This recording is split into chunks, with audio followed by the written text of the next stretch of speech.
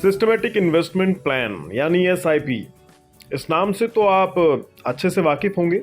ये शेयर बाजार में निवेश करने का सबसे सेफ तरीका जो है, शायद इसी वजह से सोने चांदी के जैसे एसआईपी के प्रति भी लोगों का प्यार अब बढ़ता जा रहा है। ऐसा हम इसलिए कह रहे हैं क्योंकि फरवरी महीने में म्यूचुअल फंड और एसआईपी दोनों ने निवेश के सारे रिकॉर्ड तोड़ दिए हैं। खासकर एसआईपी ने तो कमाल ही कर दिया है। एएमएफआई के आंकड़ों के अनुसार एसआईपी के माध्यम से निवेश फरवरी महीने में 19,186 करोड़ रुपए के नए रिकॉर्ड स्तर पर पहुंच गया है, जो कि जनवरी महीने में 18,838 करोड़ रुपए था। वहीं ओपन एंडेड इक्विटी फंड में निवेश 23% बढ़कर 26,865.78 करोड़ रुपए पर पहुंच गया है। मार्च 2021 के बाद से ये लगातार 36वां महीना रहा जब इक्विटी फंड्स में विड्रॉल से ज्यादा निवेश हुआ है। इसके अलावा 49.79 लाख नए एसआईपी रजिस्ट्रेशन के साथ एसआईपी अकाउंट्स भी 8.20 करोड़ हो गए हैं। दूसरी ओर मिड कैप और स्मॉल कैप फंड्स में पिछले महीने निवेश में थोड़ी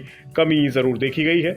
आंकड़ों के अनुसार मिड कैप फंड्स में पिछले महीने निवेश में 12% की गिरावट आई है, लेकिन अभी भी ये 1808 करोड़ रुपए के हेल्दी लेवल पर मौजूद है। वहीं स्मॉल कैप में निवेश 10% गिरकर 2,922 करोड़ रुपए के लेवल पर है। पिछले महीने सेबी ने मिड कैप और स्मॉल कैप में रिस्क बढ़ने के खतरे की आशंका जताई थी।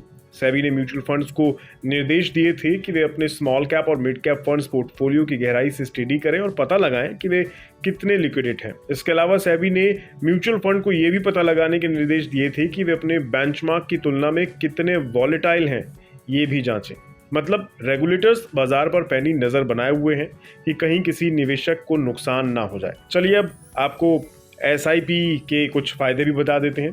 पहला फायदा, निवेश करने में इन्वेस्टमेंट पीरियड और अमाउंट को लेकर फ्लेक्सिबिलिटी रहती है। दूसरा फायदा, समय समय पर निवेश करने से रुपी कॉस्ट एवरेजिंग का फायदा मिलता है। तीसरा फायदा, कंपाउंडिंग का जबरदस्त मुनाफा मिलता है, इसलिए लंबे समय के लिए एसआईपी करें। और चौथा फायदा, एसआईपी के जरिए आप निश्चित समय के लिए बचत करना सीख जाते हैं और जरूरत पड़ने पर इसको अपने काम में ला भी सकते हैं। कुल मिलाकर एसआईपी में किया गया निवेश आपको हमेशा फायदा ही देगा। बाकी इसे निवेश की सलाह तो ना ही समझें। किसी भी निवेश से पहले अपने किसी वित्तीय सलाहकार की राय जरूर ले लें।